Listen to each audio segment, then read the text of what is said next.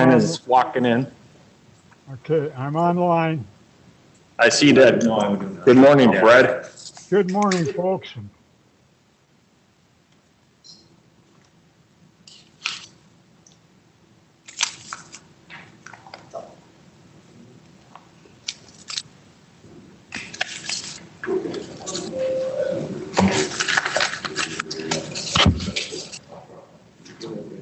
Sure. No, All right, fair. Thank you. Yeah, no, I know we were plans of finance, but not Yeah, I read Justin's email, made sense to me.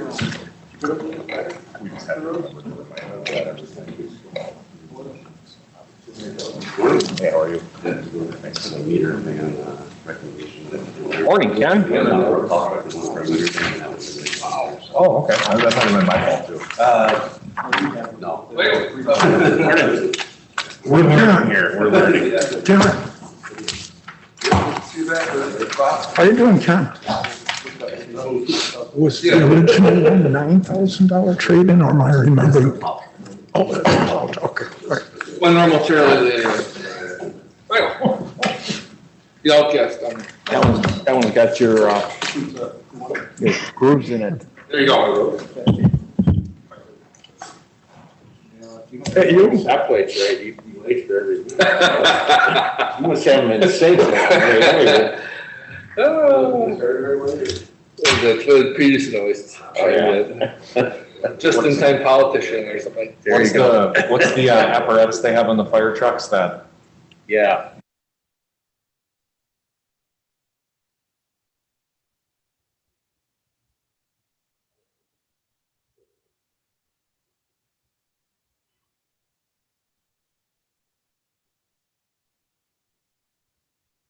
Get us some coffee.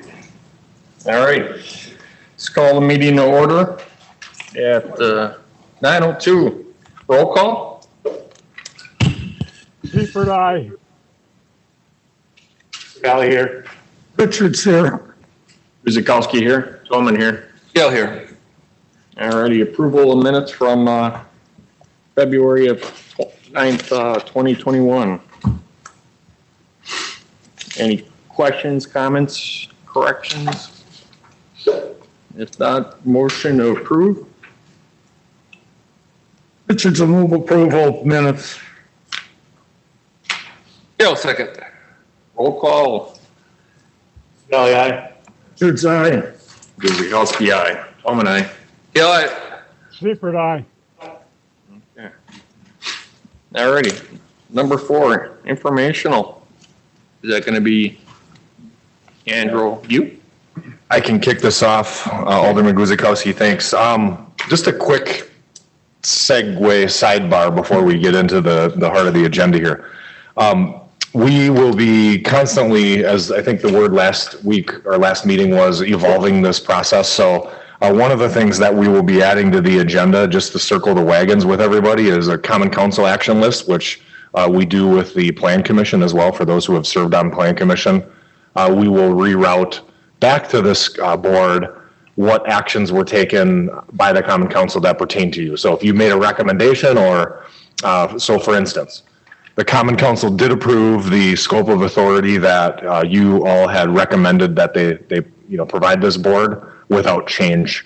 I don't think there was any changes, there weren't any changes. So just so you know that, kind of in our minds, the 100,000 capital budgeted capital items, the 50,000 unbudgeted, and then the $500,000 project / contract award for the utility projects. That's all should be in your minds as kind of the going rate moving forward. So we will continue to hone not only the agenda creation process, which that's my poor communication, but also the agenda itself. We wanted the agenda to reflect as closely as possibly the Common Council agenda, the staff report template to resemble that Common Council report, so we can have some consistency there. So we will continue to work it. So if things see a little bit look a little bit differently, tweaked as we go on, that's good. So item number 4, I know it's more of a reminder for the aldermen that are on the board, but I wanted to provide for the full Board of Public Works the city's current strategic action plan for 2020 to 2022. We wanted to call out just a couple specific projects that are of interest or are, you know, cool, or that you may touch. But no, obviously the quality infrastructure services and amenities, where we're talking about bridges and roads and LED streetlights, for example, you know, you will see that. You will be a big part of those projects. So really, again, just for organizational awareness, I wanted to draw your attention to a couple of the strategic action plan items, and then I can take some questions on that before we get into the actual LED stuff.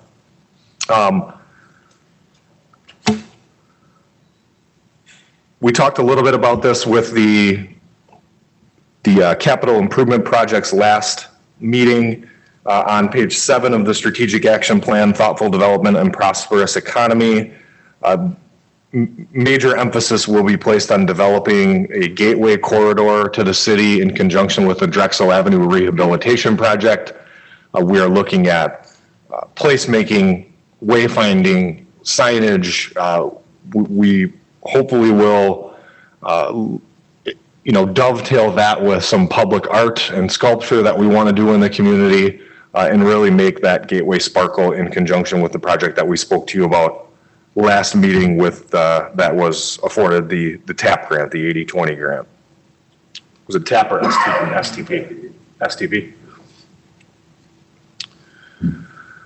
Under safe, welcoming, and engaged community, this isn't necessarily something that this group would be too much involved in, but since we have a former mayor on the dais here, I'm sure this was something that has always been important to the city to really get a handle on in a concerted fashion, and that is develop and implement a comprehensive neighborhood preservation and code compliance program. We are in the later stages of a working group, an SAP team, multi-departmental team that is vetting out a new platform, a new program entirely to have a proactive code compliance program. So property maintenance, nuisance abatement. We've all seen the properties around town. You know, we really want to do our part where we are at with the age of our housing stock to really stem that. And of course, we all know those that have already gotten out of hand. So the council over the last 2 years has ramped up to budgeting a full-time position for that. Many of you know we've tried to do that proactive work with and really coordinated work with our zoning administrator. We have a pretty slim community development staff, given all we have going on with a director, a planner, and a zoning administrator. So we thought adding the resource to that strategic action plan will really make a big difference, and we're really starting from scratch on creating a new process, amending our codes to really streamline that. So that's what we're talking about there. Create, on page 13, under financial stability, create fiscal policy teams and provide analyses and recommendations on a multi-year budget strategy.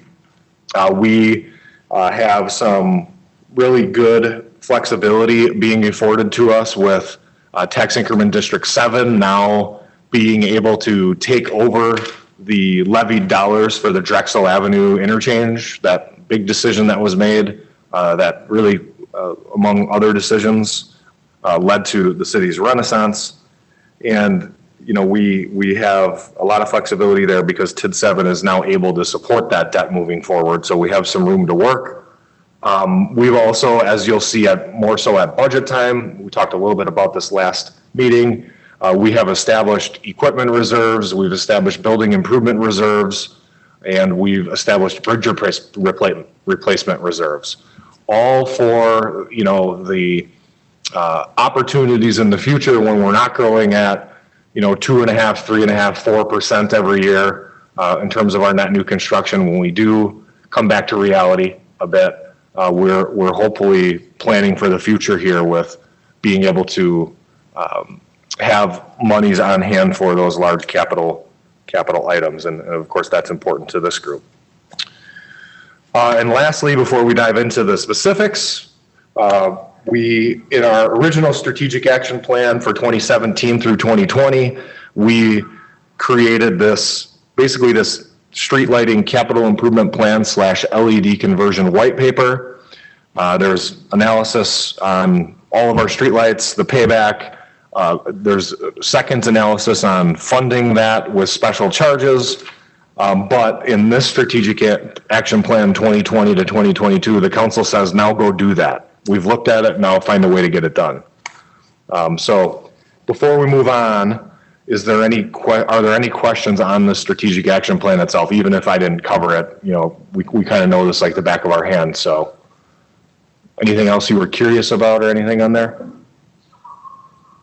Andrew, where are we at with the code enforcement hire? And you know, pretty soon the aldermen, you know, the phones are going to be ringing with complaints with spring coming up. So not ideal, not necessarily ideal timing, because no doubt this person will be inundated from about week 1. We're going to try to control that this year a little bit, knowing, you know, this position will be coming on right at hopefully the beginning of May, maybe the middle of May at the latest.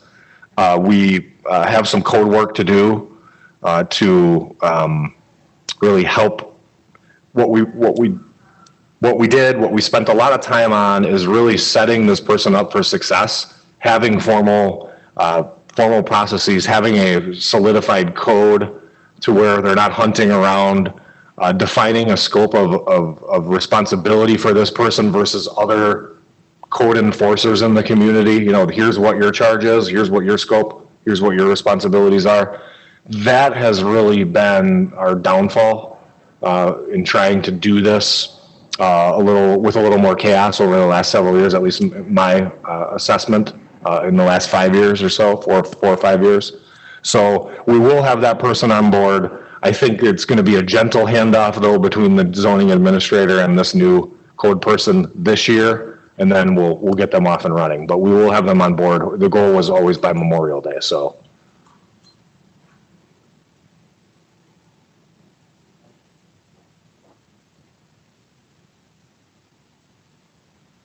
So regarding specifics of the street lighting capital improvement plan and the feasibility for an LED conversion, you know, if you have the opportunity to read through this, and really this is just general information, we're not asking anything of the committee today, but, you know, we wanted to give you the foundational knowledge of what we're looking at doing here, because it will be coming down the pike here as soon as we really focus in on implementing that project, which will be this year. We will have forward momentum on this year.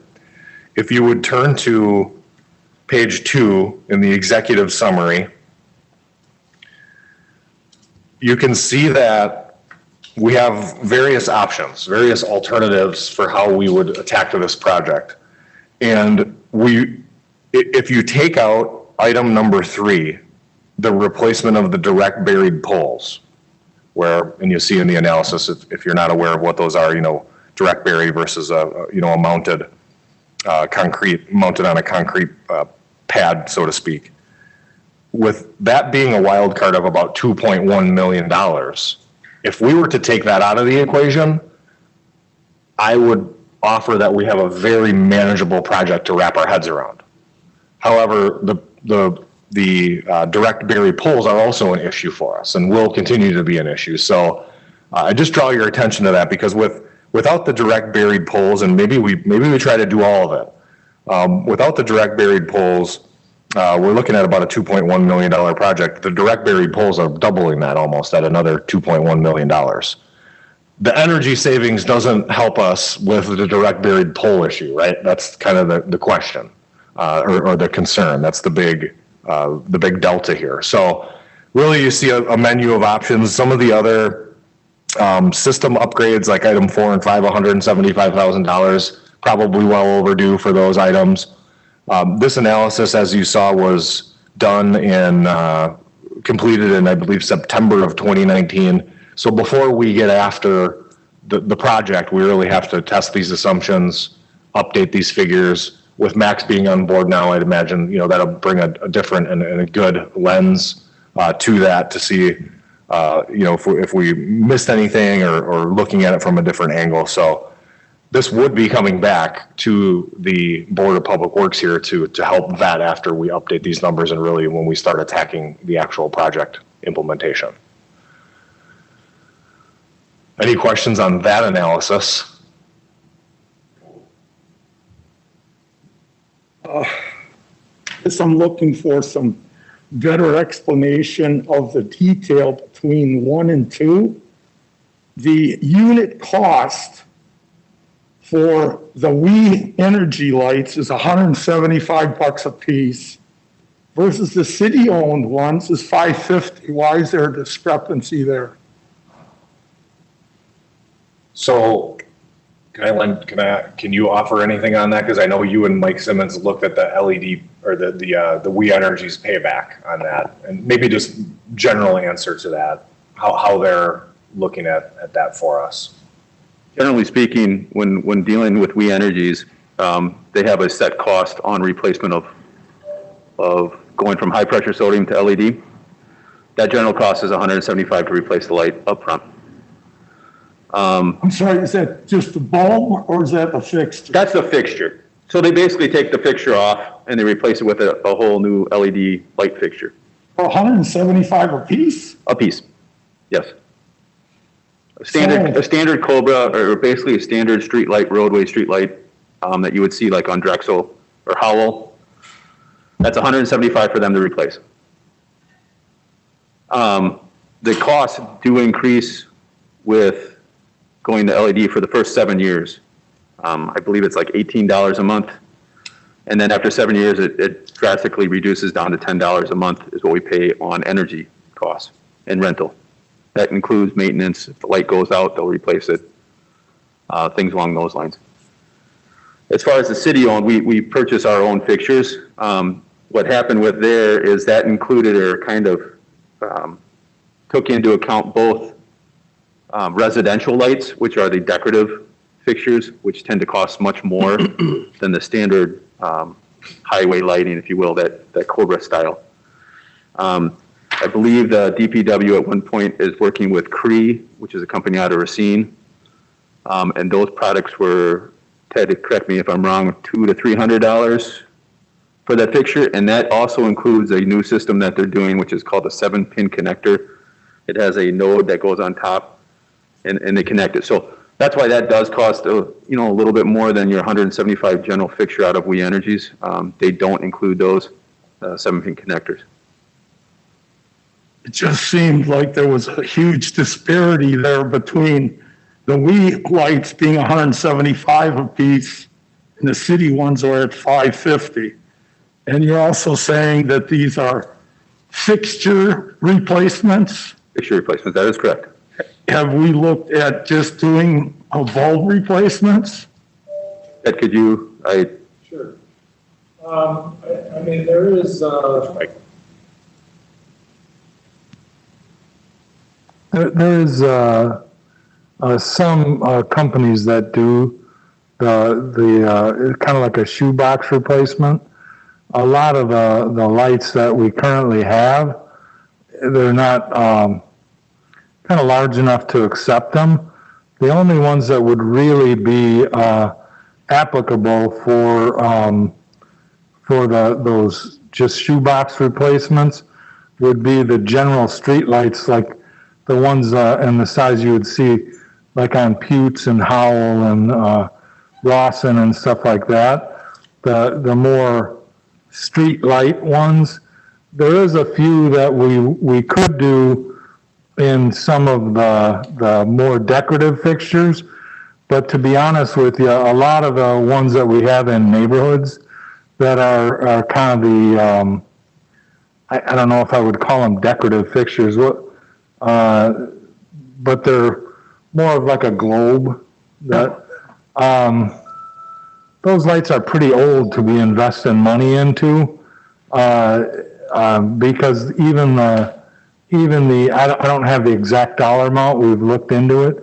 I don't know if I would want to invest the money into a fixture that was already like 35 years old, is what I'm saying. When you look at the number between the WE number and the other one, there's a lot of different factors in that. Like he was saying, the street light ones, we're getting a lot cheaper since we put this together. I want to say they're about $175 or $200, but also, sorry, That is a cheap price. And CREES does make a good product. But we also are buying the ones that, and We Energies, it really looks like, that's a good number, and eventually you do save money. But trust me, We Energies isn't in the business of giving us anything. Right. You're paying for those lights. And like he's saying, it's a continuous process. You keep paying them and paying them and paying them and paying them. And the initial cost turnover is cheaper, but in the long run, our own lights save us more money than the We Energy ones. And like he was saying with the 7-pin connectors, we've already started instituting a number of these. As a matter of fact, I mean, it talks in this report about a kind of a project area. We've expanded beyond that. We've got well over pilot area. Yeah, pilot area. We've got well over 200 lights on this pilot project already. And actually they'll go down 13th Street, down Ryan Road, and then a little bit onto Howell Avenue. And we're running those lights right now. The lights we're buying from CREES, you can adjust them. And with the thing, you can dial them up and down on how much you want, power to consume. Right now, we're running those lights when they turn on at 75% power. In the middle of the night, we're dropping them down to 50%. And then when 2 hours before sunrise, we're bringing them back up to 75%. And you can't even tell the difference. We haven't had any complaints on them because nobody notices. So, I mean, we're seeing energy savings on that. So like Andrew was saying, we'll need to take another look at this now that we've run some of these projects for a while and look at some of the cost savings and dollar amounts again. But it's a little bit skewed though when you look at the We Energies. And another thing is, we're really at We Energies' mercy. That's just in there to show you what we could do working with We Energies. And I'm not saying we shouldn't do that. It's just our initial cost is going to be slightly higher than dealing with We Energies. In the long run, we'll save more money with our lights than we will with We Energy. Well, certainly, We Energies is not going to bend over backwards to turn around and support this. Why? Because it's a cash cow for them. Absolutely. So, I totally agree with you. I would put the focus on changing out the city stuff, and then if anything happens with We Energies, fine, but I'd be pushing hard to get the other ones done. And I think there's always room for looking at some of these for doing just bulb replacements. One thing in this study, you guys don't give yourself enough credit for maintenance costs. Instead of saving $40,000 a year, my expectations are you're going to be lucky if you've got a 1% fallout on 3,000 fixtures in a year, and you just change the bulbs back out, and those are going to be under warranty. Your only cost is fixed, and that's with the guy turning it on and doing the bulb. So, you're light years ahead on maintenance costs, because changing ballast has got to be a pain in the butt. The bulbs, what are you getting out of those? 2 years, 3 years? How long are you getting out of the ballast? That's a lot of money. So your payback is going to be much less than 9 years, in my opinion. Actually, right now, you raise a really good point, and that's one of the reasons we're not changing out a lot of ballasts. What we are doing is when a light fails like that, we're replacing the fixture. Right. Exactly. Yeah. Hey, Ted, can I ask you a question? On page 12, and you mentioned a number just a little bit ago, on top of page 12, it says the city on its own units had, as of when this report was produced, had 370 units converted to LED. Do you have any figure what that is currently? Because it seems like Steve's been actually practically doing a decent amount more since this was produced. Oh, absolutely. I mean, I could get you I don't have the exact number right in front of me. I do know that the number that we have on the SimCon, which is the pilot project system, is 208. And we've replaced several hundred we've replaced at least another 100 on top of that. So I would say we're probably 300 and so just since what we've replaced. Plus all of the new lights that have come up within any of the areas of the city have all been LED. And those have all been documented. I do have a spreadsheet and actually on the GIS has got every light in the city and what they are. I just don't have it available to me. So we right. can expect to see some refresh numbers and Absolutely. maybe a yeah. little bit of background on what we're saving and reliability issue, Right. reliability kind of stuff. Yeah, we've been tracking this very closely. We've got all of the lights and everything that's been updated has been incorporated into the GIS system. And the other side of that is we're currently funding it out of just maintenance budget right now. Currently, we're using $80,000 a year. That's part of the maintenance budget. And we're buying, instead of buying ballasts and light bulbs and stuff like that, we're actually buying fixtures. And so then as we have a knockdown, like a pole knockdown, or a light, one of our lights goes out and it's a ballast and that, we're opting to replace the fixture instead of the ballast. I mean, some of the ballasts are upwards of, like $100 and that anyway, to buy ballast and lights and all of that.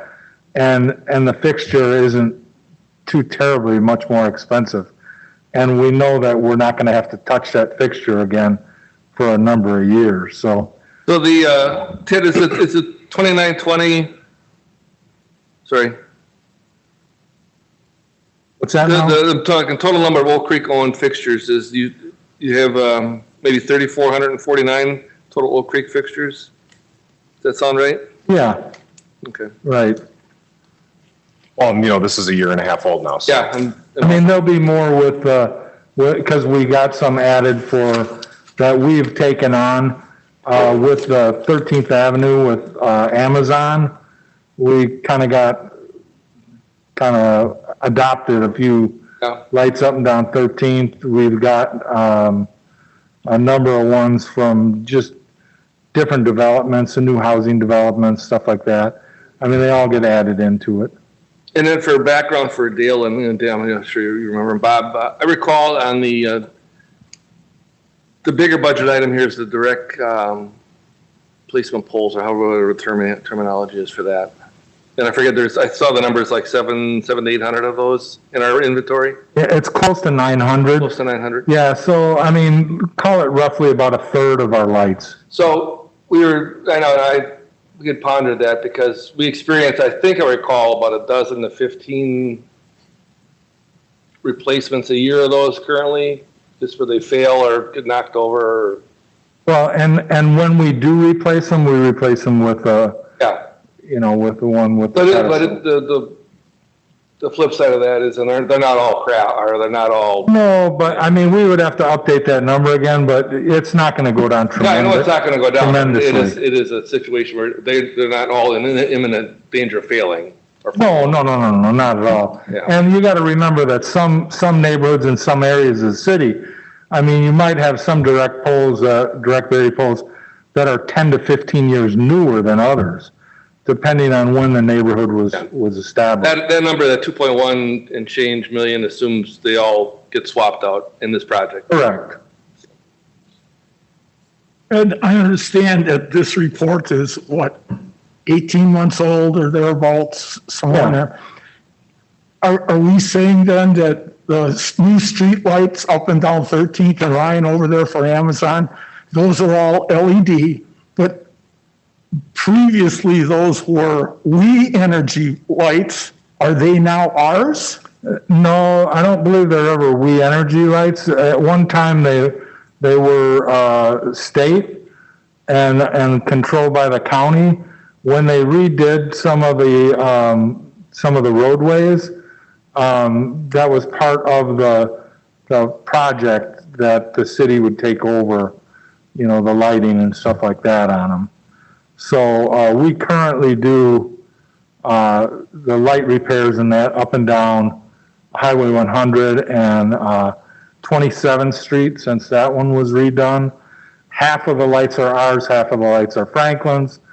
And Howell Avenue also, from, I guess that was about 8 years ago or 7 years ago, when they redid Howell Avenue through town. Part of the project, was, hey, we'll do this for you, you do this for us. And so we ended up, taking over the lights.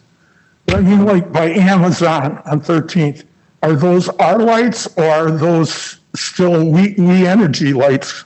If they're on a wooden pole, they're We Energies, but all of those ones that were in that construction area, if you recall just a few years back when they had that all tore up on 13th and Highway 100, all of that in that new construction area is City of Oak Creek. Okay, good. Because, this report, like I said, it's old and it reflects them as still being we. And I was hoping those lights are not, those are our lights now. Good. And those are actually reflected in our GIS. Those are all taken into account as we're updating the GIS map, but not necessarily this report. And just FYI, from a planning perspective, I know you got in here, the focus on energy 107. You'll never get that until the project is totally booked out, closed out, and totally implemented. And what you have to be careful for, the focus on energy funds are only good for a year. So if you turn around and get approved for that project, you got to implement in that time period, or at least get the blessing that it's going to be over a period of time, because typically it's only good for that year.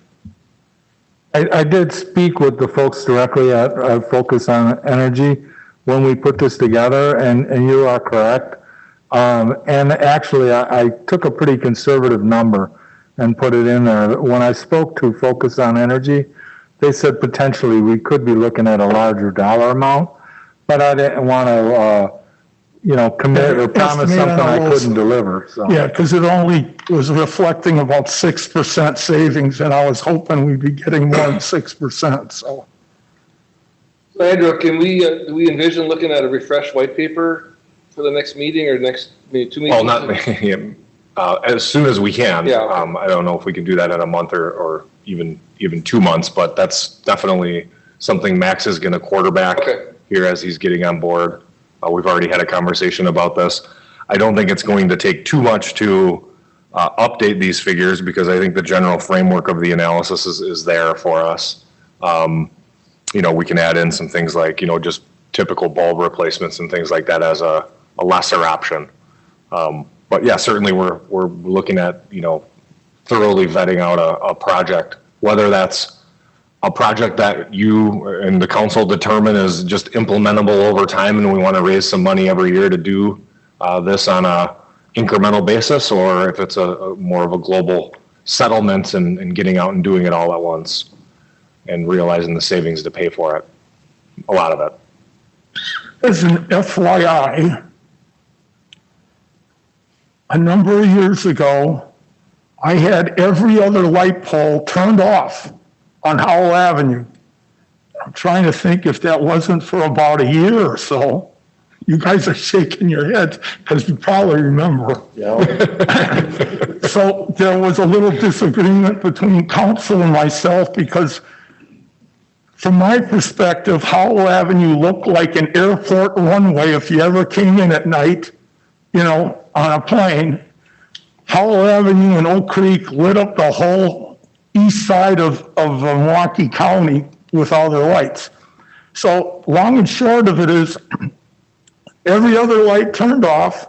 We had a nice savings on energy, and the concern was safety, needless to say. The police department turned around and analyzed the speeding that was going on Howell Avenue, and lo and behold, the average traffic speed on Howell Avenue was reduced. You didn't have these guys flying well past 50 miles an hour. They were doing 50 or less as a result of that. So my point being is don't necessarily think that you have to replace every light pole. you can actually get away with doing reduced lighting in some of these areas. And I like this idea of with the nodes that you can turn around and tweak it back and forth, but don't accept the fact that you have to replace every pole. One of the goals, just to that point, one of the goals though, just to keep, make you aware of, you know, consistency is something we really wanted to have. We didn't want to have, you know, LED, high pressure sodium, LED, you know, basically white, purple, white, purple, white, purple. So like when you were talking about, you know, maybe we, you know, focus on the city's lights as opposed to the We Energies. If we have a We Energies light that gets us to the entrance of a subdivision and then we want to do LED within that subdivision, well, let's do the 3 or 4 that lead into the subdivision that happen to be We Energies. So there's at least a logical break point of where we do that. So just to throw that out there. That So makes sense. So that was a longer discussion than I thought, but that's good because that gives us a little bit to work with here in terms of your frame of mind as we head into this. And if it's okay, Chris, if I move on to just the next item, which One other item. sure. Are the CREES warranted for 20 years? We've never found a light that's been warranted for a full 20 years, but they're warranted. I don't have the warranty in front of me. They're warranted for there's hours on the light itself. 50 or 100? Yeah, something. I can't remember what the warranty is. It does have in it, and we put in this paper what our criteria was, and I think it mentions a little something about the warranty in there, but I thought someplace, if it wasn't 10, it was 20 years, and it's like, I didn't think they were warranted for that long. no, I don't believe those CREE lights are that much. We have had pretty good luck with them though, and it's not a 20-year warranty, but they have a decent warranty on them.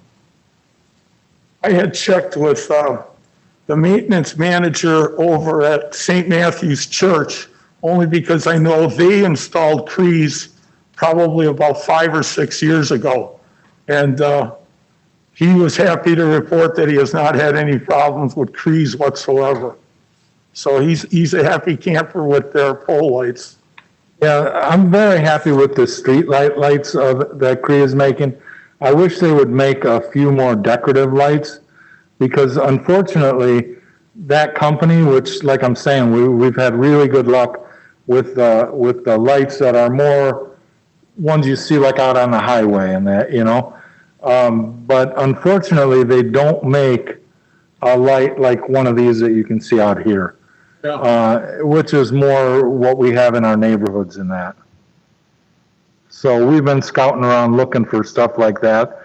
But when we buy something like that, we want to make sure that they're around for a long time and we're not buying a, fly-by-night company that's going to be gone in 3 years, you know?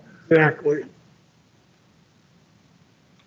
So if we wanted to move on, when we were looking at, whether this project could be, incrementally or whether we would have a borrow and do the direct buried poles, we were looking at an option and we hired a consultant for just a few $1,000s to help us put together an assessment of a special charge for streetlights. So a special charge on the property tax bills, which is, whether you agree or disagree, growing in popularity in the age of levy limits and things like that. We used this strategy in a previous community, so I was a little bit familiar with this. There's a small handful of Wisconsin communities, and now that's growing, who use special lights for special charges for streetlights. So this is a special charge akin to your stormwater charge in the separate box on your property tax bill that would say it's $39 for your residential property for streetlights. I don't want to spend too much time on this because I don't think council had a really big appetite for doing this, and I would tend to agree with that. We have some other levers to pull before we have to create, what is going to be a magnifying glass in the public on this special charge. But we wanted to give a foundational, understanding of what's available to us, a levy. We have levy limits, or how do we raise money for a project like this? Or stepping aside from the actual capital project and the conversion project, in the future, if we wanted to pull this lever in special charge for the energy costs, that could be $715,000 of annual costs before the conversion, that you can specially charge and kind of shift from your levy and use that levy money for something else. So again, not a big appetite for that. There's really just general background information. There's really a couple, I think, rational ways to do it. And the most rational way to arrive at a defensible charge, we think would be to, copy the stormwater ERU charges. That gives you the sense of how developed the property is with impervious surface. Vacant and undeveloped lots and parcels in the city would not be charged, of course, because they wouldn't benefit from, such street lighting as it goes. So that's really what we would, probably further analyze if we wanted to ever in the future get serious about a special charge for streetlight would be dovetailing that with our ERU calculation. There's some other ways to do it on a per lot basis or per lineal foot basis, which you're probably familiar with special assessments for the utility stuff. But I think if we got serious about this, we'd circle back to that a la stormwater calculation. So again, not a big appetite there, but it was part of this analysis, so we wanted to give it to you because it may come back in conversation later on. Questions for?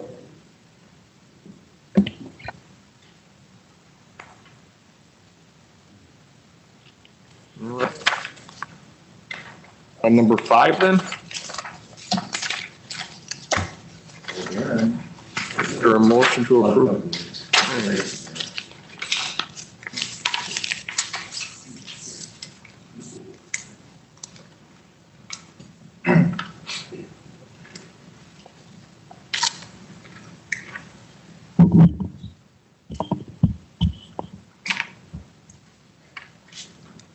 Hey, Darren. How's it going? And you're Darren? I'm Darren. Good to meet you. You too. What a rip. What do we got going on here? Number 5, we're looking at replacing a plow truck at one of our plow trucks there. Some of the background on this, we were looking at replacing the construction coordinator vehicle. So we're looking at replacing a construction coordinator vehicle, but the need we found for a plow truck came up. We got some really good prices on them here. So, like it's set on the one for Ewald, I got notified that the order deadline was March 1st. So we missed that one. Griffin does have one coming, and you can see by their trade-in value, they really wanted to earn our business. So that was the recommendation I have for that one. So basically, Darren, this is no different than what we talked about at the end of last year on these vehicle purchases. Exactly. It's a different scope of a vehicle, but it was still within the budget that we had budgeted, and we're still replacing one of the older vehicles in the fleet. Andrew, globally, are we going to look at, or is it just accounting-wise not feasible to look at rolling the utility small vehicles into the lease program, or is that something? No, we haven't had that conversation yet. That's how I'd answer that. We can certainly. Okay. I'm not sure if this one would even qualify, but yeah. We can certainly explore that opportunity. I don't think we ever really had that conversation. I think you had a pretty good cash replacement of your vehicles, and at the outset of it, before we had our positive experience with fleet leasing, the utility just didn't have a need. So we can always circle back on that. Sure.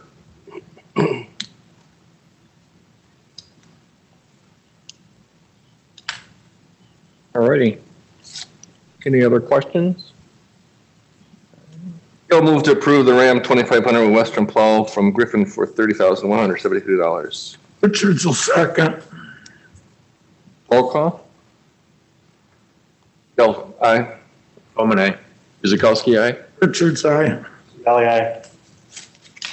All righty, number 6. Brad, you there? Oh, Fred's not voting, sorry.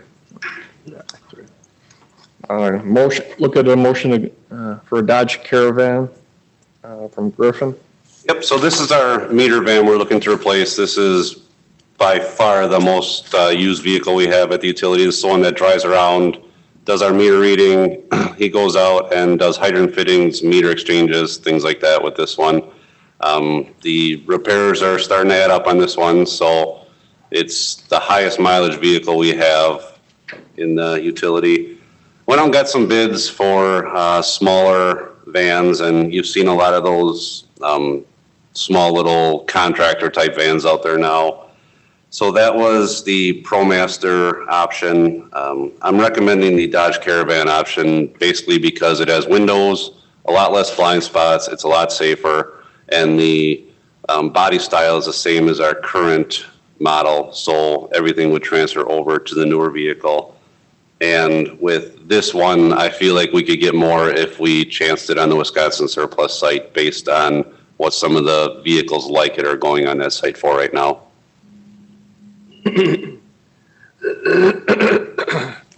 Makes sense to me.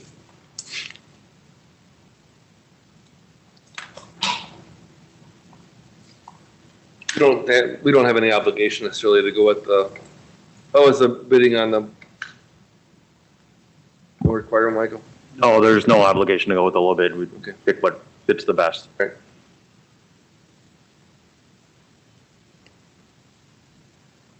All righty.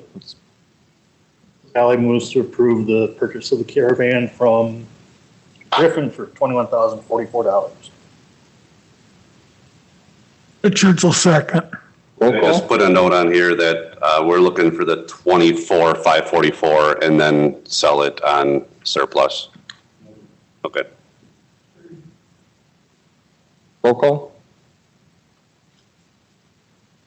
Still aye. Holman, aye. Guzekowski, aye. Richards, aye. Sally, aye. Thank you. You bet, thank you. All righty, number 7 here. So this is a satellite leak detection program. We've talked about this really briefly last month and have talked about it previously as well. This is a case where they use satellite images to analyze where potable water may be existing below ground. So you're looking for leaks that have been around probably for a while, but they can get larger current leaks as well. Same technology used for finding water on Mars. It's really where this idea came from. It's been expanded, their algorithm has been changed. They now can detect potable water. Green Bay used this. What you'll get is you'll get a list of hits. So you may get 100 or 172 or 472 hits on the map that are within a 1,200 foot radius, or diameter rather. So we don't know, it doesn't pinpoint exactly where that leak is. It also doesn't tell you how big that leak is, but it does tell you that there is a leak there. And it does identify potable water versus any other water source. So we know it's ours. What we would do with our crews at that point is go out and investigate those specific areas, those areas of interest. So we're not trying to accomplish something across the whole city. We're able to focus our efforts down on that. Green Bay, I don't remember the number you guys do. Wow. Green Bay had quite a few. They had an active leak detection program. They're spending less now doing this effort. We don't have an active leak detection program, but as we're finding over time, we're growing into that age in our life where we're getting quite a few leaks that are now surfacing for us that we're starting to find, and that's just due to the age of our system. So we think this is a way to get ahead of a lot of that. And yeah, it's a 2-year program. They'll take 2 different images from 2 separate satellites in order to really, as you would take a picture of something, if you look at it from a different angle, you might get a little different viewpoint of that. So that's really what this is identified for. It gives us GIS data, it gives us an application that we can use out in the field to help further identify these leaks. We're going to give it a shot. We think it's a really good program, and we'll see what results we get. At this point, we just don't know what they're going to find. Certainly, they're going to find some stuff on Howell Avenue. We know that. It's a fresh water run this morning. Yes, sir. Yeah. Apparently there's another. Yeah, there was that one's a longitudinal crack on the cast iron, which is really, really unusual. Normally we'll get circumferential cracks. So the guys were out, We noticed it yesterday. We made a plan to come out early this morning. They were out there at 5 o'clock this morning trying to get ahead of traffic. Got the clamp on here by 8:30, went to turn it on and it blew next to it, which is not uncommon, unfortunately. So they're out there working on that now. Yeah, the good news is that main is scheduled for replacement this year, so that's good news. With the satellite leak detection, this is a budgeted item, and this item comes in right at the budget, which was identified. Yeah, you brought this up at our last meeting, and I think it is a great valuable tool and valuable to see what, it's like when you go hunting, use trail cams. It's kind of similar to that, I think, so. You don't know what you don't know until you look at it, so that's just my philosophy. So I think it is a great idea. Anyway, you guys are on board? All righty. Richards will make a motion to approve item 7 as listed. Gill, second. Roll call. Gill, aye. Omen, aye. Guzekowski, aye. Richards, aye. Aye. All righty, number 8. This one is for a professional services contract with Strand for the low lift project. It's maintenance work down on the low lift. We hired Strand last year to do an analysis of what we can do to fix the issues down there. We have some drainage issues around the building. There's concrete flume that runs around the north and south side of that building that's undermined. So we're going to remove portions of that flume and replace it with a riprap. And we have some trench drain that we're going to install in front of the east side of the building and take care of some icing issues that we have out there, along with camera and new street light to go out there as well. So Strand's working on that. They'll get the final plans put together here. It's a contract for the final plans and specs for $36,600. Makes sense to me. Questions? All right, any motion, anybody? Gill move to authorize the utility engineer to enter into a professional services contract with Strand for low lift maintenance in the amount of not to exceed $36,600. Valley seconds. Roll call. Gill, aye. Omen, aye.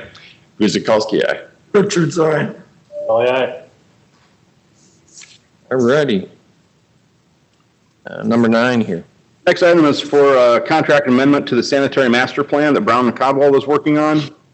They are doing an overall master plan of the city, evaluating all the pipes and areas in the city that are not developed, redoing the system plans that we have, and creating a sewer model for the city.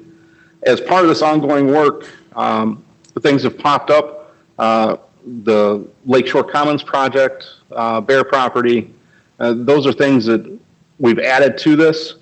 So we added those into the model so that they can look at this and make sure that we're on the same page with the model. We have capacity and needs are satisfied, depth that we need to serve those properties with the model. This amendment's for $24,640. They're also looking at force main pipe. We evaluated all the lift stations, and with that, the force main pipe, which we don't really inspect, we don't camera those. So we wanted to have an idea of how do we evaluate those and look at those. So they're doing some analysis on how they can test those pipes with this model as well. Brian, I played ignorance even after 12 years. What is a force main pipe exactly? Sorry. That's a pressurized sewer pipe. So from the lift station, that's pressurized, that goes up into a gravity manhole. So we can't get the cameras in there because it's under pressure. What's the potential for trying to eliminate a force main in that area? Or is the grade that significant from my recollection over there that's pretty ugly area to expand? Or are you talking the garden place? Yeah, and that whole one area east of 32 there. Yeah, that one we are looking to eliminate that lift station as well with this sanitary extension. So the only one we'd have left would be Clement then, if we can make that work. The grades work out. We've got it in the model that it works out and it can be removed. So it's just a matter of funding and timing. Good.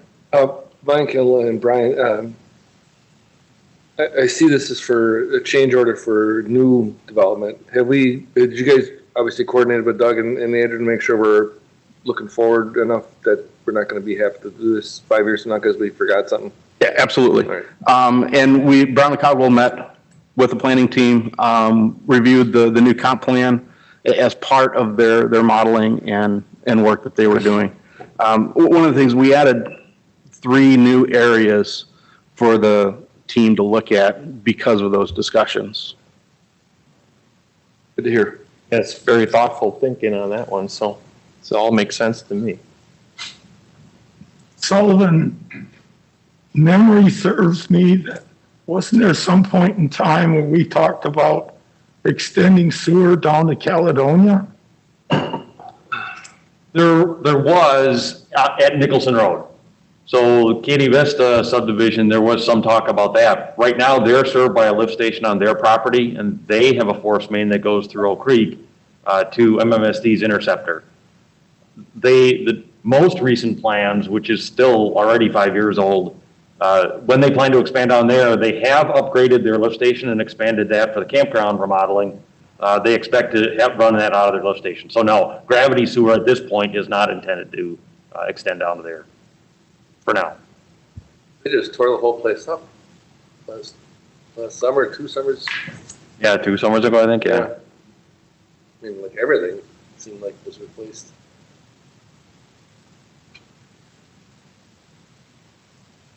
Other questions? Motion? Gail will move to authorize the utility engineer to amend the contract for the sanitary master plan with Brown and Caldwell in the amount not to exceed $24,640. Richards will second. Roll call. Gail, aye, sorry. Holman, aye. Guzekowski, aye. Richards, aye. Aye. Alrighty, number 10. Consider a motion to approve utility vouchers for payment.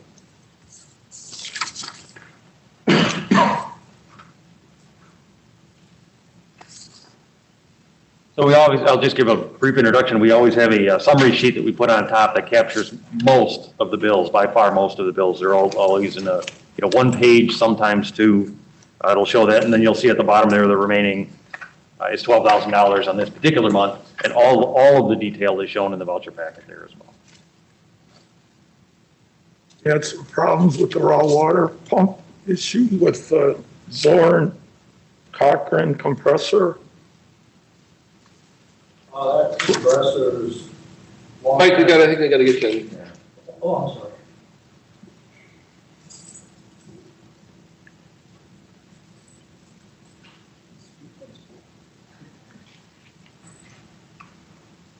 The raw water pump station compressors, long past its useful life, had some knocking and leaking issues, so we replaced it with a new unit, and it was delivered this winter, and it's about 3/4 of the way installed right now by our plant operators as well, so it'll be up and running for our carbon feed season this year.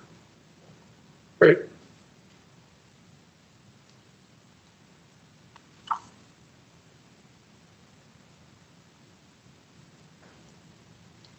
And do we have to make a motion on approve that? Yeah. All right. In motion? If there's no other questions. Sally moves to approve the accounts payable summary. Richards second. Roll call. Gail, aye. Holman, aye. Guzekowski, aye. Richards, aye. Aye. Alrighty, number 11, review utility investments.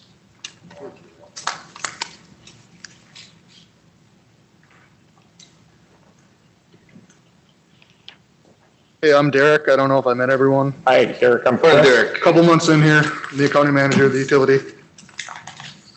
So our investments, we have I don't know if everyone knows everything about it. We have a checking account, our LGIP and BMO investments.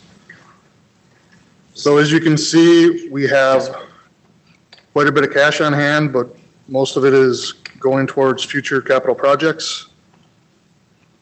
And is there any questions? I don't know what else I can say about this. Most of our money is in LGIP. We usually like to moan at least on a monthly basis, how low the LGIP rate is, so. It keeps going down. It's down to 0.08. Yeah. We can misrate over how miserable that rate is, but. Well, you can't put it in Bitcoin, right? So. We can add that to that. Probably against some policy you have established for a while. We're currently taking anything that matures out of BMO and putting it into LGIP right now too, because they're not doing very well. But I mean, our goal isn't to make money as a government, so we don't feel like we're not investing in stocks or anything. Eric, help me understand. We added 2 mil to the local government pool in general water, but yet 1.7 came out of checking, and another quarter, 250,000 came out of BMO, but it came out of general sewer. It doesn't seem, it just seems illogical that we're pulling money out of sewer and putting it in water. Yeah, unless that was a part of our loan program. The BMO one should have been water. Sorry. Good catch, Dale. Eagle-eyed over there. Too much time recovering. For 250,000 on the watch.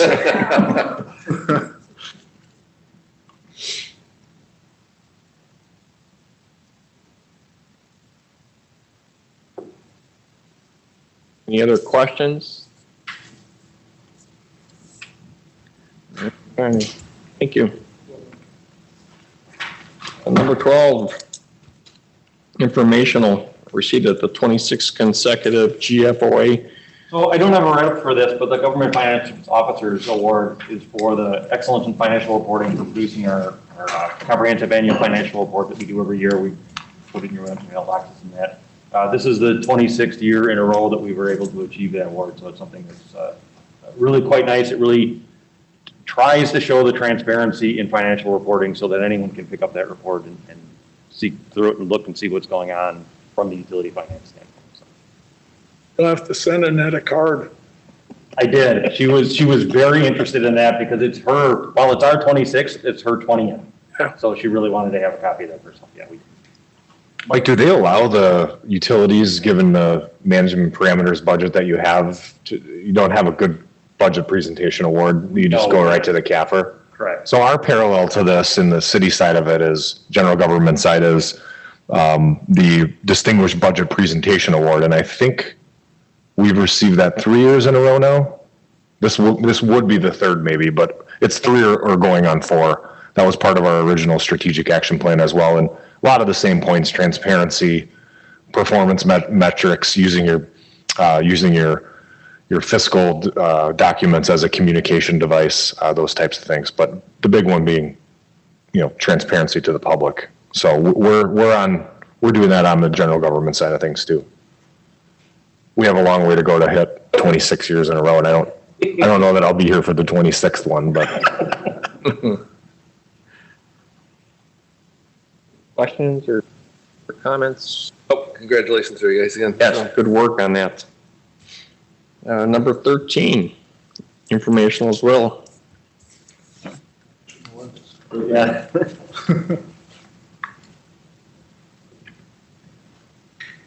This is the administrative report that we do every month, and we basically, if there's anything that pops out that's out of the usual, we'll put it in here, but for the most part, it's just shows our billing. So we do billing in we have an area 1, 2, 3. So like January's 1, February's 2, March will be 3. So this is just breaking it down between residential, commercial, industrial, public authority, and wholesale, as compared to at this point in the prior year, and then the previous 5 years also. So industrial's up a little bit. That's the only thing that jumps up. I looked into it. It's pretty much We Energies is using more this year. They make up almost that entire difference. And everything else is pretty close. Schools are down for public authority.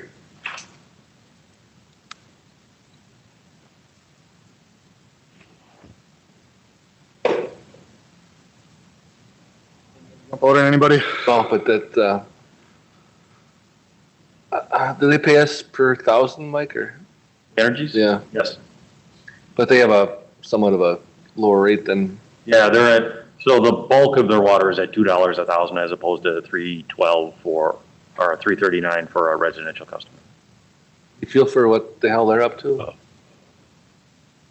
Not aware of construction going on down there. I haven't heard anything about, so often they'll use more of our water if their pretreatment has problems. I haven't heard of anything that down there as well. They have the ability to take an awful lot more water. Their conditional use permit limits them. I would guess that they're over their limit at some points in time with this volume going on, but we're able to support it, so it's not something to complain about. Do you have a feel for how much water they need for cooling or whatever on their units they plan to retire? How much of the demand is actually part of that? Most of it. That's what's concerning to us. Most of it, so boiler water makeup is where we probably have most of our water, and that's on the Oak Creek side, not on the Elmore Generating Station side. So, yeah, that most of their demand would be gone if those, well, when those plants get retired.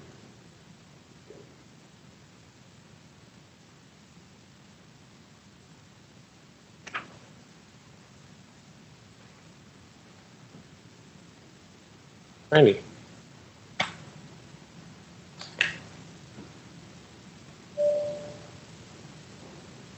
On that? That's it. Are any other questions? All right. So if I could reorder just slightly to keep with your packet, the next report is the engineering operations report. It's not actually on the agenda, but we also don't have a manager's report, so that would be the engineer's report. So we'll just switch out. Hey, you're an engineer. Yeah, there you go. Sorry about that. So you can go ahead, Brian.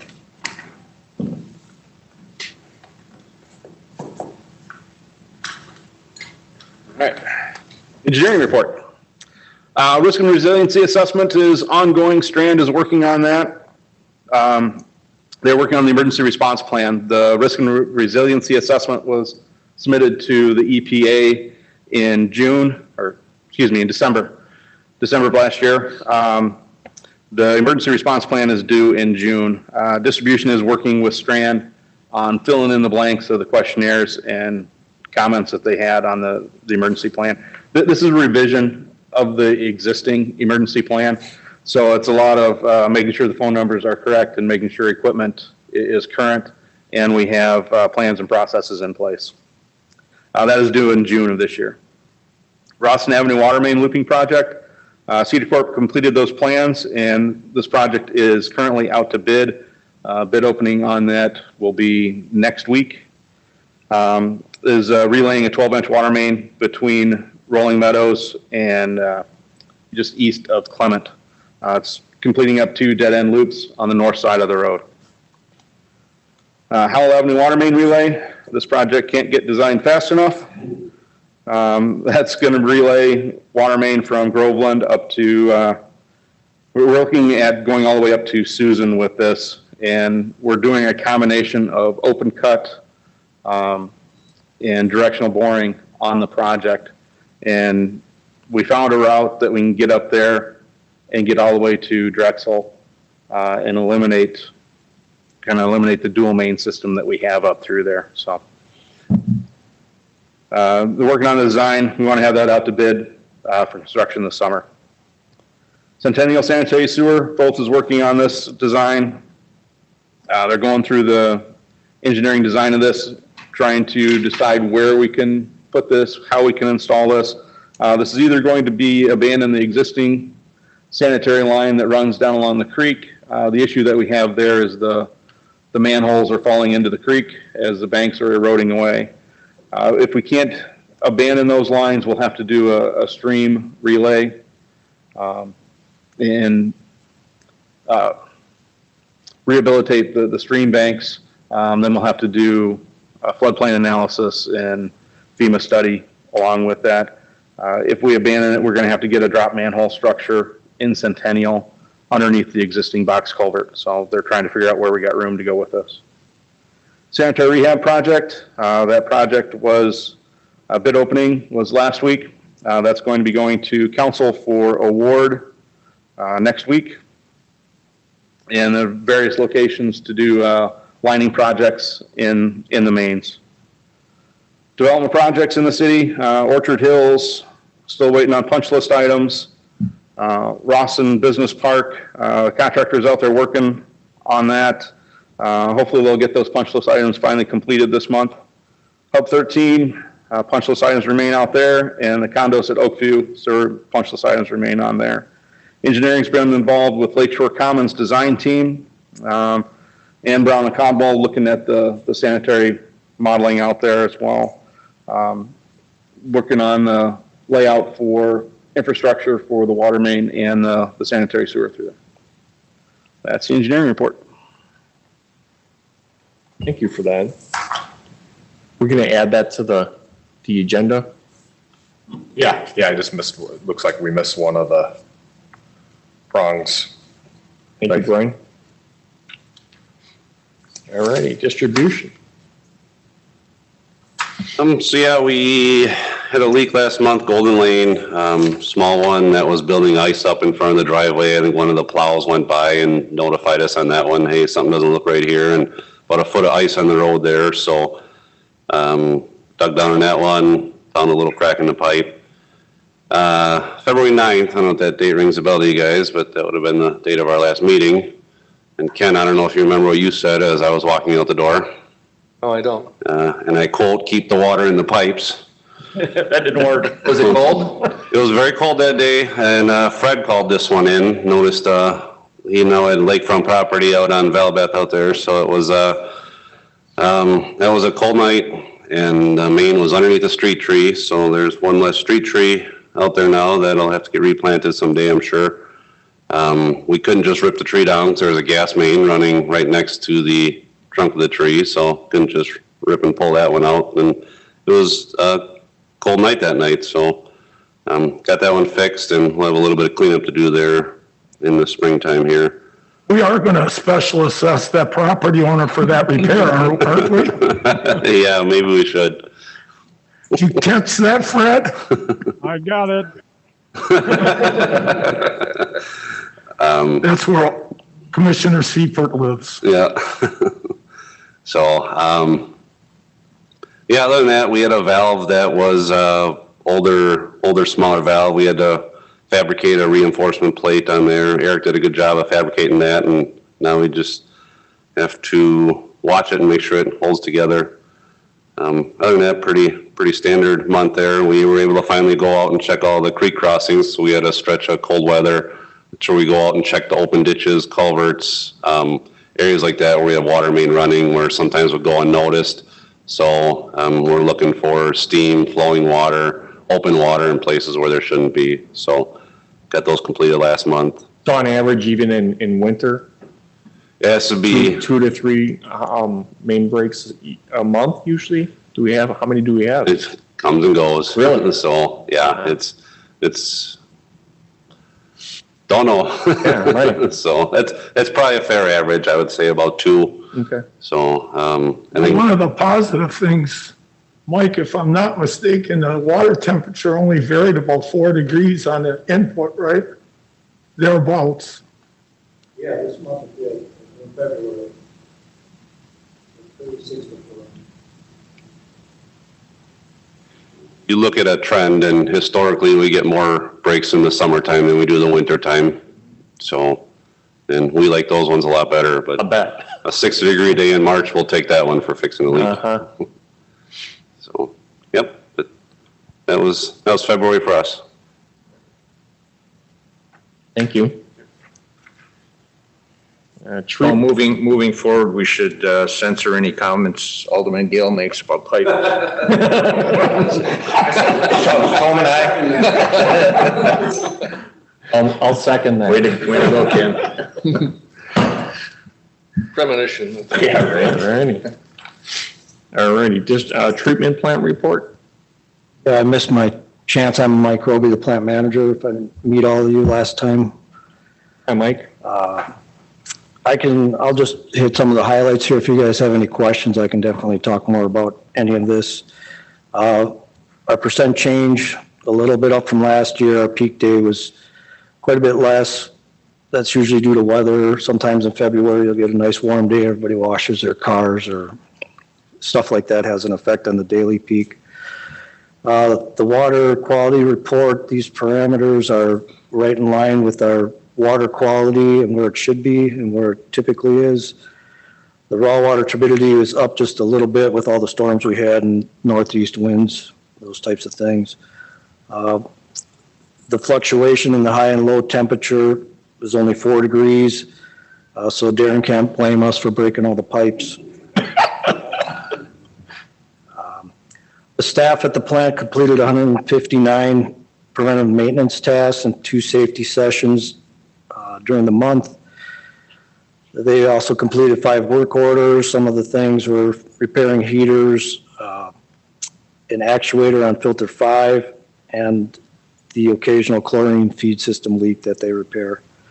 They also had to remove a lot of ice from the low lift fencing with a hammer due to the weather conditions.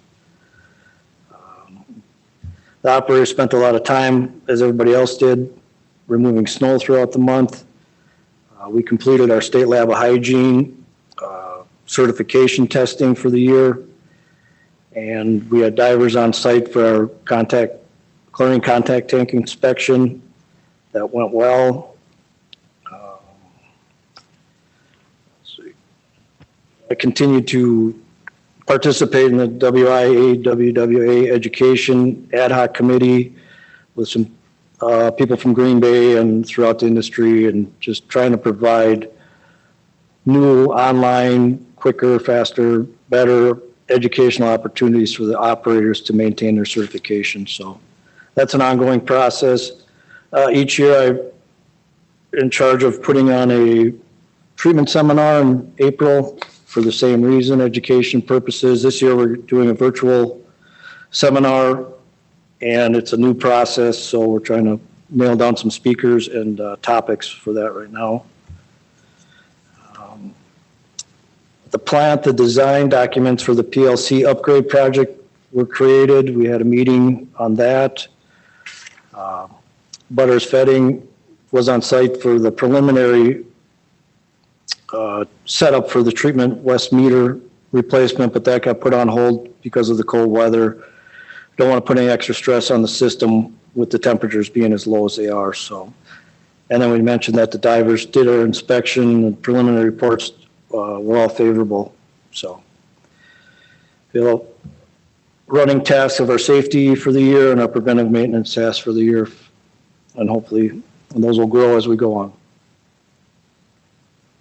You know, it's just incredible when you look at everything that you guys are doing at the water utility. If citizens would know just how much work and care goes in to your group, your team, everybody at the utility, throughout the whole city, really. But you know, this is all new to me because we don't hear. This is the first time we're hearing about it. But everybody, boy, if people knew just what goes into day-to-day living in their cities, it's really just really is pretty incredible. So that's the kind of feedback we get with the Sneak Peek Oak Creek that we participate in. They have no idea until they get there. So, I just want to make a comment, Mike. I appreciate you taking a little different approach to, hitting your kind of important points globally. And you guys should not necessarily feel compelled to read your staff reports. I mean, at Common Council, we're on the obligation to be prepared and have read the reports. If we have questions, that's where we come back. But focus on your expertise and bring us, your professional view on things. You shouldn't feel the need to read your report to us. I think you should assume that we've read it, are educated on it. If we have questions, we'll ask you. But focus on your, what you can bring to the table and what your thoughts are on that kind of stuff. So I think that's in the interest of time, that's where we want to kind of move anyway. So we can focus on the important things, and you should assume that the rest of us are prepared enough to question if we have. Right, I expected questions. I don't know if you guys, how you feel, but. Mike, talk to me about these, distribution pump number 2 that we had to repair that with used parts? Yeah, there's no longer any new parts available or made for our equipment.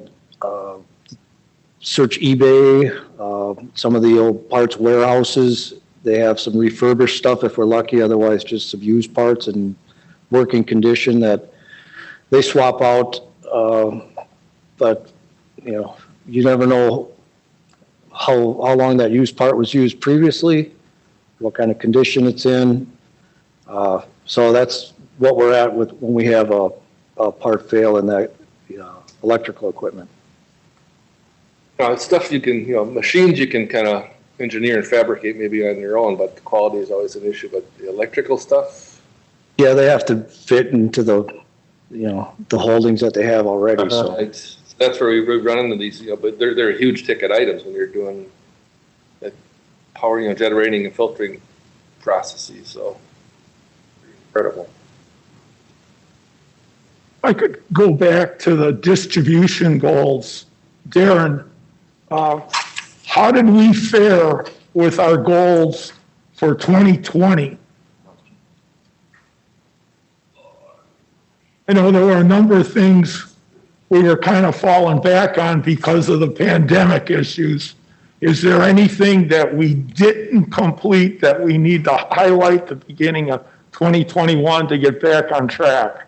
Yeah, I would say the sewer cleaning and cammering is one that we fell a little behind on because we took a break not knowing the safety of if it was good to go out and do. We did alter those numbers a little bit, lowered them to a more accurate expectation. Andy's confident he's going to be able to get on track again this year. He's already got a lot of footage in for the year already, considering where we are. So we're hoping to get back, and all he does is he rolls what he missed last year into this year and just keeps chugging along and makes it up that way. Aaron, I like the way you reorganized this chart, if you will, this table for the distribution goals. And I'm just wondering if anybody minds if you took the highlighted goals column and moved it all the way to the right next to totals so that you can at a quick glance look at the totals that you've made as compared to what your goals are. It's just a little bit simpler to look at, and I'm just hoping people don't mind if you could move that over to the right. You certainly could. Thank you.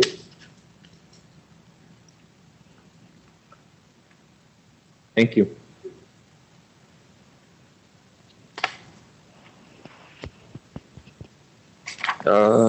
Manager's report? I don't have anything this month, Mr. Chair. Alrighty. Nothing, okay.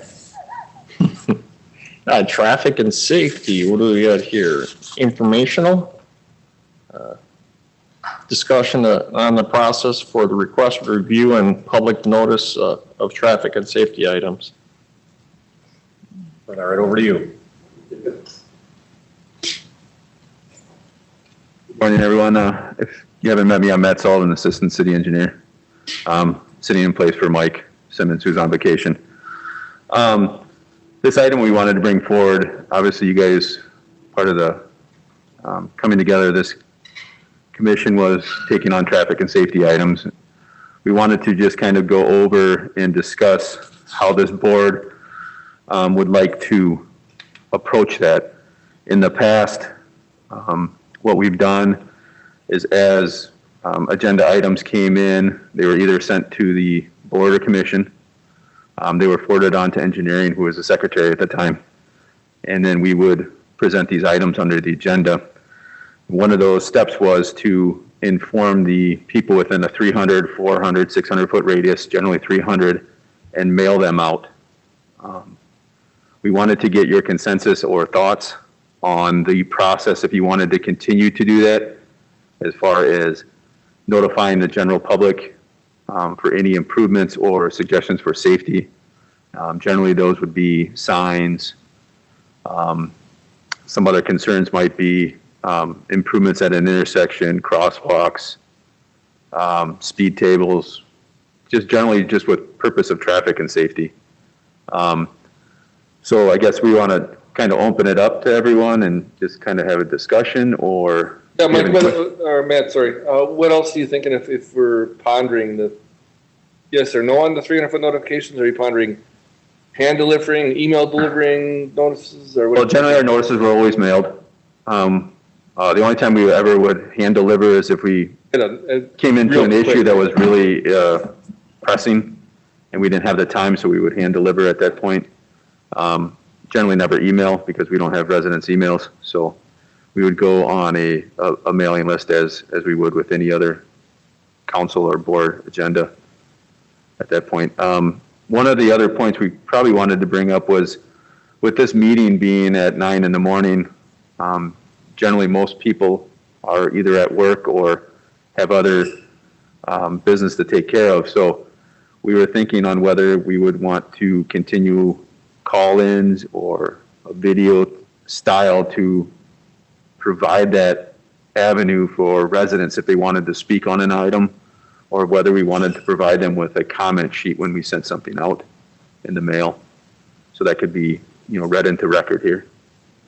I think outside the emergency order, we'd have to definitely have Melissa take a look at the video input.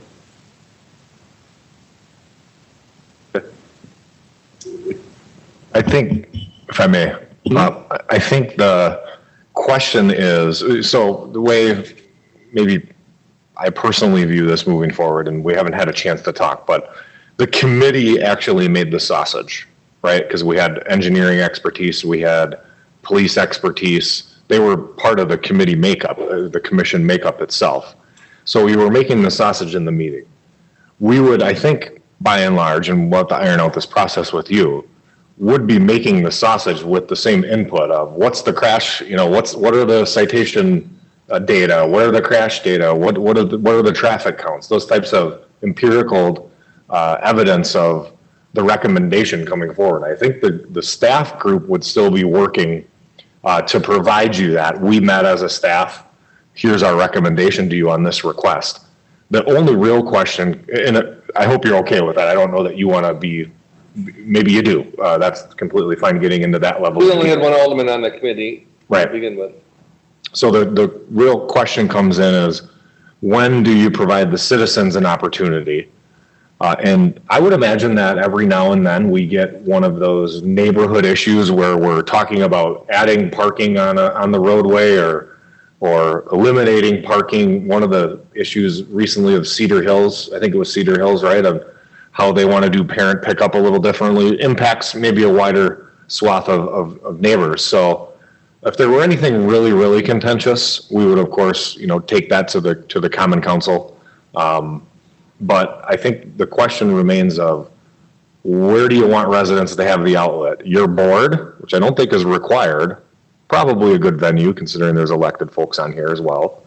Or do you want the staff to take that input and somehow zoom in in a non-public setting the residents' input? That'd be a little different than how we kind of handle that citywide, but it's just because our meetings are never required to take public input. So, I mean, we allow and we solicit it just for informational purposes, but our meeting standards, our protocols don't require it, and so that's completely our call. Not at this level, but everything else goes to the council for final approval. So that's sufficient to have the public if they have an issue. I think you would want to keep that citizen input, and it really depends. I mean, there might be an unforeseen issue that clearly there's going to be a line of people here that want to speak on a topic. I can't imagine what that would be in the traffic and safety realm, but who knows? Somebody wants to change the speed limit. Sure. I mean, the committee only meets, it had met just very infrequently of late in the last few years. Yeah, it's been, I think we maxed out, we did this when we were looking at the committee structure. I think it was like three times 1 year and 4 times the next. So that's why we thought there's wisdom into combining it so we don't have, so we have efficiencies in a venue for that stuff. Yeah, I mean, these things, the other side of that, these things are typically in neighborhood type situations and there's close proximity to multiple homes. So someone may have a beef that other people would find irritating, like the one at Cedar Hills where we took away street parking for residents to save the school district some grief. So Mike, to Alderman Tolman's question though, I think you want that input at your committee level, even if it does get foisted up to the council for an ultimate decision. I would submit that, you know, and we did not include this in the scope of authority delegated to this board. I think that's probably one of those evolutionary things where after 4 stop signs or reconfiguring the crosswalk from a 38-degree angle to a 45-degree angle or whatever, a 90-degree angle, the council is going to tell us, we don't really care to, you know, arbitrate if the stop sign goes in, and that can stay at your level, at the board level. So I think that the citizen input could be here. We could provide an opportunity for at least the residents who can't appear in person, maybe a Zoom option or the written comments, so you at least have that as you're, you know, weighing out the recommendation of the staff working group who's going to look at the empirical side of it. I guess, Matt, is there any shortcomings in the process that you'd like to correct now if we're looking at this anew? That'd probably be a question. No, I don't believe so. I think the process worked really well where it came to engineering on probably almost every item that came through, and then we would vent it as far as which department needed it or whether we needed to do studies. And generally speaking, and Andrew is right, we would always provide all of the information, traffic studies, numbers on accidents and everything like that, that would be pertinent, and provide those recommendations as we did with the Traffic and Safety Commission, just to give you a background and obviously open it up for any questions that we'd be able to answer. I was on that committee for a year or two. I don't remember how long. I know information from your office, and then PD and some engineering and our DPW and fire was sometimes needed, but it was almost always staff input from your group and PD that was the most relevant. Yeah, I was on it for a year as well.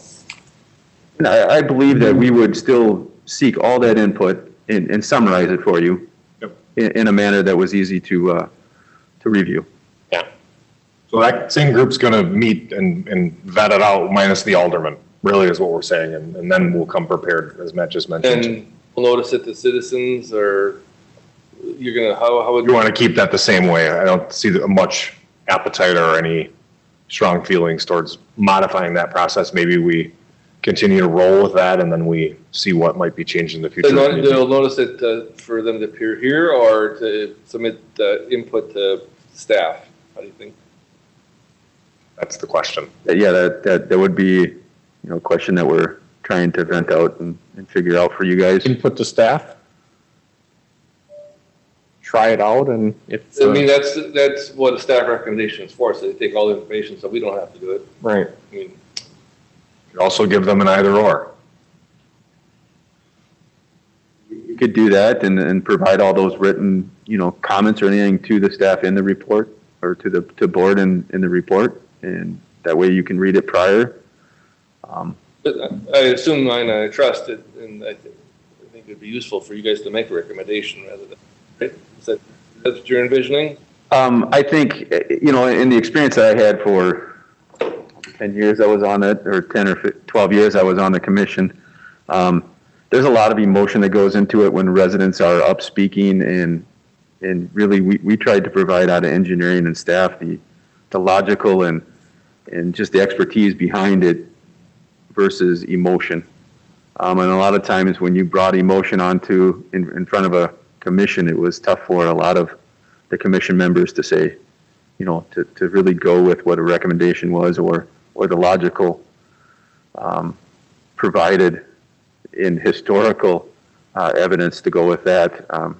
So I think the approach of us summarizing, providing goes a long ways, because then you can sit back, review it, take it in, versus having to make decisions in front of people that do throw emotion out. So I through the 12 years found a lot of things that were approved that were not recommended from engineering. So I believe this approach probably would provide a more uniform approach in venting of all the issues that would come up. You could still provide the opportunity for somebody to show up here at the actual board meeting if it were one of those bigger issues. I think that's fair too, but we wouldn't necessarily offer that out of the gate. I have a And question. we've historically, I mean, it's a public meeting, people can show Yeah, up, and we right. historically offered an opportunity to comment. Right. Fred has a question. I have a question for Andy. Who do you contact if you're a board member and you want to follow up on some of these safety items? To get some background and detail, is that the city engineering, or does it go through, the fire, police, or I'm just trying to get some background because I know a couple of those items come up and you'd like to find out a little more information about accidents, for example. I'll throw Mike Simmons a bone here since he's on vacation and put that, no, I mean it in the other way. I'll put that squarely on Matt's shoulders because I don't think that Mike needs to be contacted for that. I think Matt and Ashley in the engineering division would be handling the traffic and safety for the most part anyway, so we can kind of cut Mike Simmons out of the loop and make that Matt Sullivan as a primary point of contact for those questions. He may have to triangulate with PD or something on your request, but just so you have a one-stop shop, let's anoint Matt to that role and coronation ceremony this afternoon. We'll be done. Accepted. Yeah. I'd like to clarify two things. First off, when I'm sure some of these complaints come directly to the alderman, others just come right into engineering. If it does come in through engineering, Matt, do you then turn around and forward a copy off to the alderman so that the alderman can turn around and say, okay, fine, he wants to have, a little meeting on this, or give recommendations that instead of 300 feet, he wants it to be 2 blocks away or something? What is the process that you guys go through now? Generally speaking, I don't think the range as far as notification ever changed. It was generally always 300 feet. But on any correspondence or any discussion with an agenda item within their district, we generally would try to contact the alderman, especially if it was in the point of, addition of stop signs or any true, more of an intense, I guess, look or impact to the neighborhood. We would generally try to always include the alderman. Any notice that would go out would be put in their mailboxes prior to, and we are always open to any alderman or any resident at that point contacting us and discussing with us prior to meetings. And I wanted to clarify, Alderman Toman raised the issue about going back to council, but Andrew, in the last paragraph of your report, you say the previous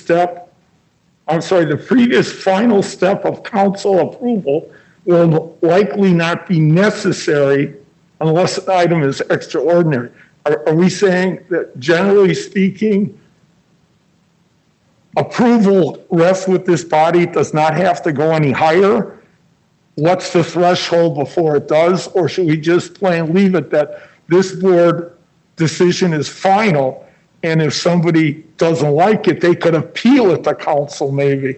So that's a little fluid because you remember we talked about that scope, and as I was typing up the council report for that item to delegate that, spending authority, I'm like, I know this is going to be evolutionary, but we probably should have dispensed of how we want traffic and safety items to be handled.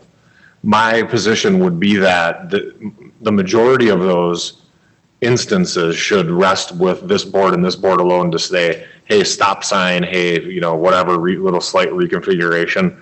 If you recall, in the latter stages of that document we were looking at last time, the alderman can contact the mayor and the council president and make sure anything from this board is discussed at a council, at the council if he or she so chooses. So a major impactful thing in the neighborhood, Alderman X can contact Ken or Dan at this time and say, hey, this needs to be elevated. I'd be happy to take a recommendation from the Board of Public Works, but this needs to I need to be at the table. If I'm not on this committee, I need to be able to opine and hear my residents out, my constituents out. So I don't know that that's an answer to your question, Dale. I would say we have to start with the current process of items going to council for formal approval, but I think they will quickly, after a couple of those, back down a little bit or defer back to the board here and say,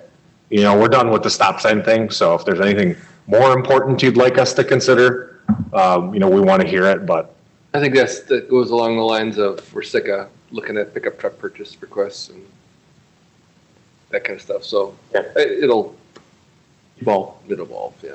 I did have input for you, Matt, on just my preference, being here long enough to notice, neighborhood notices, the ones out of planning, and I don't recall actually the ones that make sure there's enough detail involved so people have a really good feel for what's what is being considered. Planning commission notices, I believe, are much overly vague and thin. So I think we can continue, if it's okay with the board, on the exhibit that we provided, where we actually provide a picture, more information as far as what sign it would be, and then, Yeah, that's one bitch I get about, especially in the planning commission notices, is the fact that it's, what the hell are they really thinking about, or what's being discussed? There's not a link to the background material or anything on the notice? I don't remember, Andrew. Okay. People hopefully, I would be shocked if we didn't have a link for them to pin down more information if they're interested in learning more, but.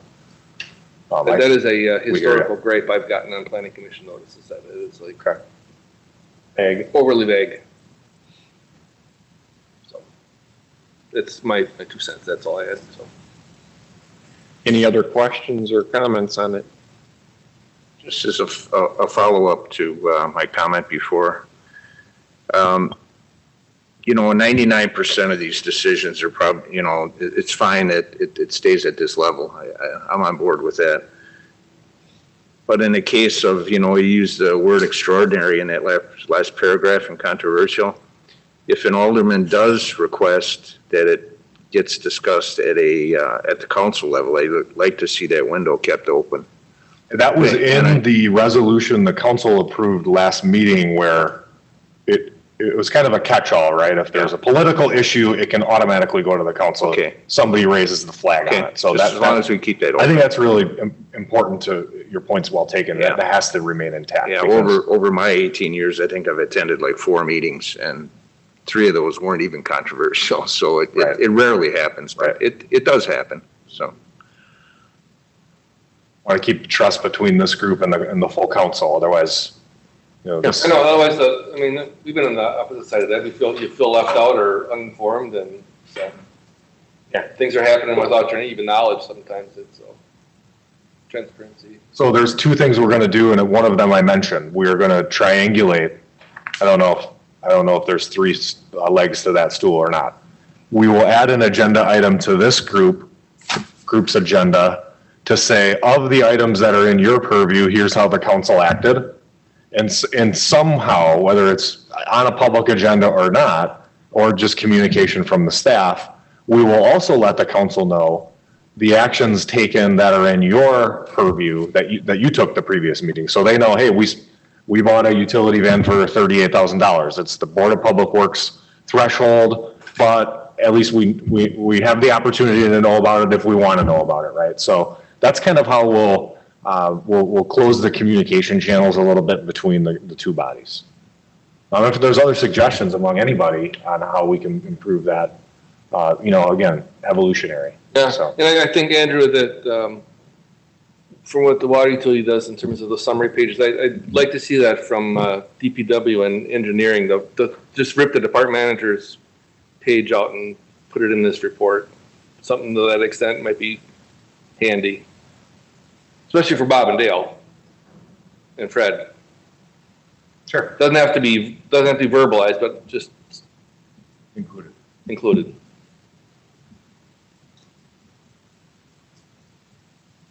I'll let you guys think of that, but it's fine. Yep. Works. Any other questions or comments?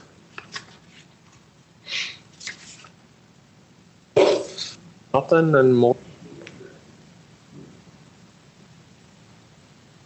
So moved. All right, roll call. Yeah, aye. I'm an aye. Guzekowski, aye. Richard's aye. Brad, we'll see you later. Okay, I appreciate it. Later, Fred.